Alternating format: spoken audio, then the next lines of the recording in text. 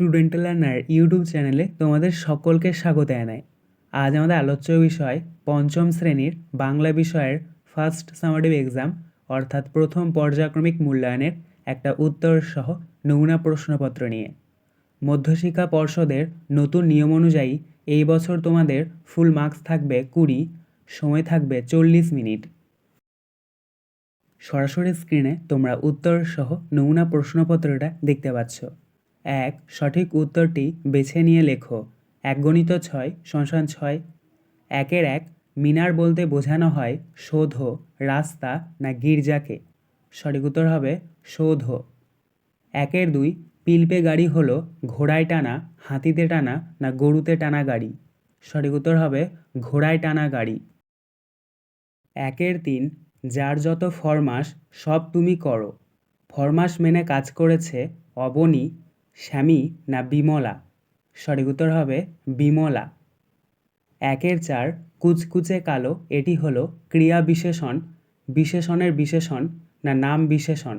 সঠিক উত্তর হবে বিশেষণের বিশেষণ। 1-5 ষষ্ঠ শব্দের সন্ধি বিচ্ছেদটি হলো তালবের স দন্ত সহসন্ত যুক্ত ঠ না মূর্ধন্য স মূর্ধন্য সহসন্ত যুক্ত ঠ না মূর্ধন্য স মূর্ধন্য সহসন্ত যুক্ত থ? সঠিক উত্তর হবে মূর্ধন্য স মূর্ধন্য সহসন্ত যুক্ত থ। 1-6 শীতের প্রখর ভোরে, প্রত্যুষে না সকালে? সঠিক উত্তর হবে প্রত্যুষে। 2 নিচের প্রশ্নগুলির যথাযথ উত্তর দাও। 1 × 6 = 6। 2-1 গল্পগুলো কবিতায় গল্পগুলো শত্রু বলেছে কাকে? উত্তর যেসব ছোটরা গল্পগুলোর ডাকে আসবে না তারা গল্পগুলোর শত্রু হবে। 2-2 সন্ধি বিচ্ছেদ করো সজ্জন। সজ্জন শব্দটির সন্ধি বিচ্ছেদ করলে পাওয়া যাবে সৎ যুক্ত জন। 2-3 জওয়ানদের ঘাঁটি কোথায় ছিল? উত্তর লাদাখের বরফে ঢাকা নির্জন জায়গাতে জওয়ানদের একটা ঘাঁটি ছিল। 2-4 ডুলং নদীর আদিবাসী নাম কি ছিল? উত্তর দরঙ্গারা। 2-5 সকর্মক ক্রিয়া কাকে বলে? উদাহরণ দাও।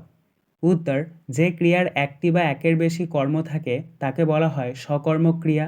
যেমন আমি ভাত খাই, এই বাক্যের খাই সকর্মক ক্রিয়া। 2-6 বিমলার ছোট মেয়ের নাম কি? উত্তর অবনী। 3 এলোমেলো বর্ণগুলিকে সাজিয়ে শব্দ তৈরি করো। 1 × 2 = 2। 3-1 বর্গীয় জ ক্ষয়হস্যু বয়হস্যই আ, এই বর্ণগুলিকে যদি আমরা সঠিকভাবে সাজাই তাহলে পাবো আজগুবি। 3-2 থয়াকার প রয় দীর্ঘ ক, এই বর্ণগুলিকে যদি আমরা সঠিকভাবে সাজাই তাহলে পাবো রূপকথা। 4 নিচের প্রশ্নগুলির উত্তর দাও। 2 × 3 = 6। 4-1 হাবুকে দারোগাবাবু কী পরামর্শ দিয়েছিলেন? সেটি তার পছন্দ হয়নি কেন? উত্তর হাবুর বিপদের কথা শুনে দারোগাবাবু হাবুকে ঘরের জানালা সবসময় খুলে রাখার পরামর্শ দিয়েছিলেন, তাতে ঘরের ভিতরের গন্ধ আর থাকবে না।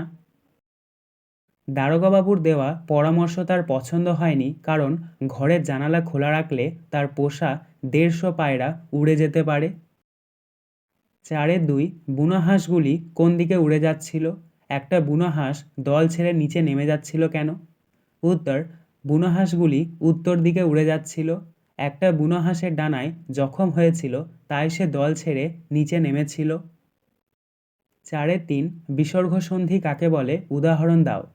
উত্তর প্রথম শব্দের শেষে অবস্থিত বিসর্গের সঙ্গে পরের শব্দটি শুরুতে থাকা স্বরধ্বনি বা ব্যঞ্জনধ্বনি যুক্ত হলে সন্ধির ফলে তা নতুন শব্দে অন্য ধ্বনিতে রূপান্তরিত হয়, একেই আমরা বিসর্গ সন্ধি বলে থাকি। উদাহরণ অধ যুক্ত মুখ = অধোমুখ। আজকের আলোচনা পর্বটি এখানেই শেষ হলো। আশা করি ভিডিওটি তোমাদের ভালো লেগেছে। যদি ভালো লাগে একটা করে লাইক করে দিও। সবশেষে তোমাদের কাছে একটাই অনুরোধ, যারা এখনও পর্যন্ত আমাদের চ্যানেলটিকে সাবস্ক্রাইব করে উঠতে পারোনি তারা চ্যানেলটিকে সাবস্ক্রাইব করে পাশে থাকা নোটিফিকেশন বেলকে অল প্রেস করে নিও এই ধরনের নতুন নতুন ভিডিও পাওয়ার জন্য। ধন্যবাদ।